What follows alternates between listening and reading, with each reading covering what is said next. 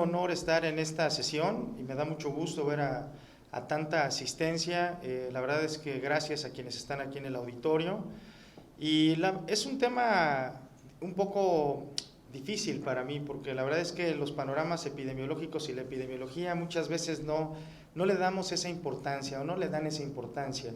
Y considero que la realidad de las cosas es que es una base fundamental para la administración de los recursos. Entonces, quisiera iniciar con esta presentación, la cual espero sea de su agrado, y bueno, vamos a esperar posteriormente los comentarios y demás, y quisiera también que más adelante se enriquezca. Y bueno, ¿por qué es importante conocer la epidemiología de las quemaduras en nuestro país? Yo quisiera que cada uno de los que están en esta sesión, en este momento, analicen si existe un segmento donde estamos nosotros de acuerdo en nuestras estadísticas o las estadísticas que manejamos. Quisiera saber si existe alguna relación o alguna institución de la cual nosotros podamos sacar una información certera, porque al final del día, cuando nosotros necesitamos obtener esta información, llega a haber diferencias importantes. Al final coinciden, pero realmente hay diferencias muy importantes. Por ejemplo, a mí me llama mucho la atención y quiero compartir esto. Si nosotros hacemos una búsqueda en internet, es un video que va a pasar rápidamente, nos damos cuenta que en uno de los buscadores más importantes, aquí por ejemplo, sale uno de los estudios que se analizó en el 2015, que es Epidemiología de las Quemaduras, donde participan miembros de la asociación. Como les comento, es un video que va a pasar muy rápido, lo pueden consultar en internet. Y al final del día nosotros nos damos cuenta que tenemos información muy importante en esto, tenemos muy importante información. Ahorita la vamos a analizar en las siguientes diapositivas, pero nos vamos a dar cuenta de ese comportamiento. Cuando tuve la oportunidad de tomar la coordinación de la unidad de quemados del Hospital de Traumatología y Ortopedia de los Servicios de Salud, realmente para mí fue difícil. La primera asociación donde me tuve la oportunidad y abrieron las puertas fue aquí en la Asociación Mexicana de Quemaduras, en donde desde que yo recuerdo he escuchado al doctor Pablo, por ejemplo, he escuchado al doctor Bosco, he escuchado a varios de los maestros hacer hincapié en cuanto a la necesidad de tener información y de tener estadísticas de las unidades de quemados. Como pueden ver en la pantalla, está pasando, si nosotros hacemos una búsqueda en internet, en este momento es un documento de ST-CONAPRA, que es uno de los documentos que me pareció con mayor información importante, y entonces resulta que surge para su servidor el hacer un análisis de nuestra unidad de quemados en el estado de Puebla. ¿Cuál era el comportamiento? ¿Qué pasaba con nuestros pacientes quemados? ¿Qué pasaba con nuestra unidad de quemados? Y bueno, ¿quiénes han hecho estudios sobre este tema? Entonces, la conferencia anterior, la sesión anterior en diciembre, la dio el doctor Pablo Rodríguez Ferreira, a quien envío un respetuoso saludo, donde nos dio información muy importante, donde nos habló acerca de las tasas, el comportamiento de mortalidad, el comportamiento de los pacientes con quemaduras sobre su unidad de quemados, algo muy importante porque a partir de aquí es donde nosotros vamos a sacar información y donde nosotros podemos justificar o defender hasta cierto punto la existencia de las unidades de quemados. Sucede que hace unos meses, hace un mes aproximadamente, en el Senado, sacan una gaceta donde hacen un pronunciamiento que todas las entidades federativas deben de tener una unidad de quemados, y curiosamente sacan la cantidad de unidades de quemados que hay en el país, y fíjense, por ejemplo, Puebla no sale en esa lista. Entonces es increíble porque el estado de Puebla tiene 3 unidades importantes de quemados o para la atención del paciente quemado, y esa información al día de hoy no se tiene certera. Entonces, ¿por qué la importancia de los modelos de epidemiología en cada unidad de quemados? Miren, les voy a compartir los resultados que tuvimos en nuestra unidad en Puebla. En Puebla existen 3 unidades de quemados, 2 de la Secretaría de Salud, una del Instituto Mexicano del Seguro Social. La unidad de quemados del IMSS, que está en el Hospital de Traumatología y Ortopedia de esta institución, es una unidad con 20 camas que atiende pacientes mixtos, es decir, adultos y pediátricos. Está parte de la unidad pediátrica de quemaduras, anexa al Hospital del Niño Poblano, y la unidad de quemados del Hospital de Traumatología y Ortopedia de los Servicios de Salud, que es para atención a adultos, que es en donde me toca dirigir.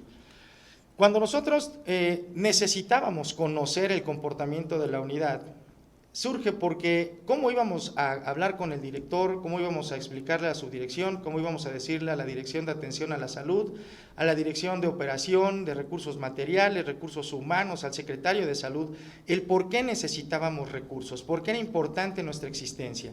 Sucede entonces que se hizo un análisis epidemiológico, que lo vamos a ver más adelante, en el cual dentro de estos resultados, por ejemplo, desde el 2017, hemos visto que ha existido o que existió un incremento importante en el número de procedimientos. Para empezar, tuvimos que determinar qué tipos de procedimientos hacíamos o hacemos en las unidades de quemados. Esto ya está determinado porque está en base al CIE-10. Entonces, en base al Catálogo Internacional de Enfermedades, viene bien especificados en los capítulos 25 y en adelante sobre la enfermedad de quemaduras. Viene sobre el origen de la quemadura y sobre los procesos, por ejemplo, y procedimientos que se hacen. Dentro de estos, en nuestra unidad, tenemos aquí en la pantalla los principales procedimientos, como fue desbridamiento no excisional de herida, infección o quemadura, otros injertos cutáneos, injertos regenerativos de piel y demás.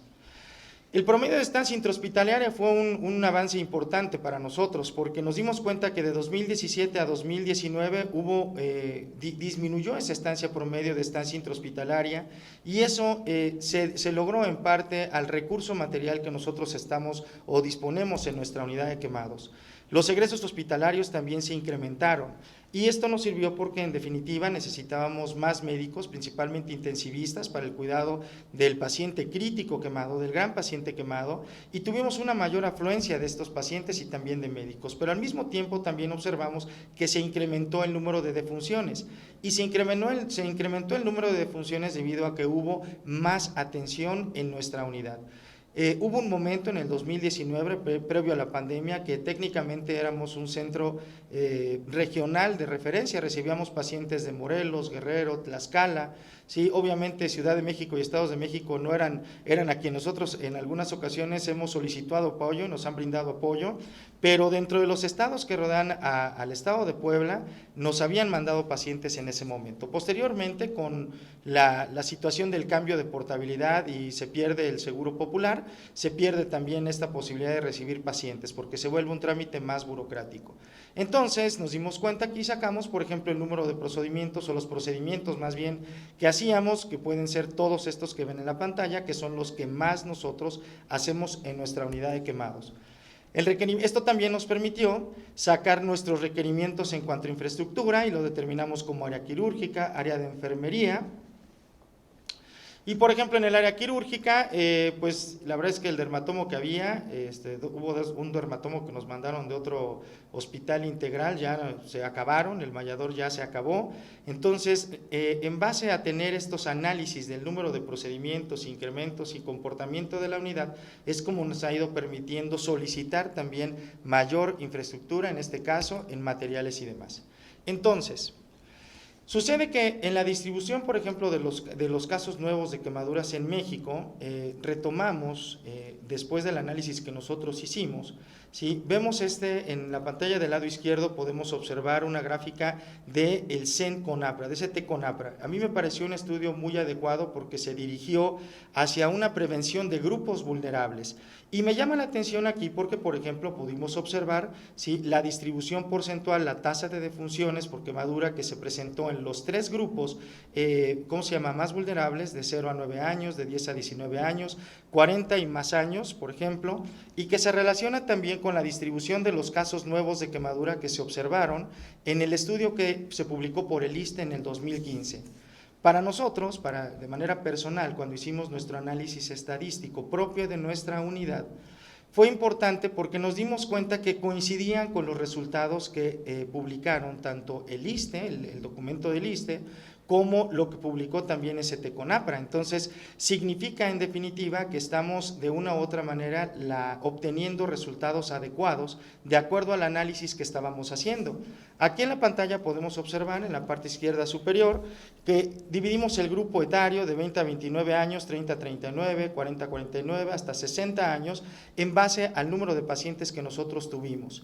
Tuvimos también, fue importante porque nos dimos cuenta que el mayor número de pacientes con quemaduras estaba entre 20 a 29 años, seguido por el grupo de 40 a 49 años, y se relaciona mucho con el estudio que publicaron en el 2015, es decir, que las cosas no han cambiado mucho, ¿verdad?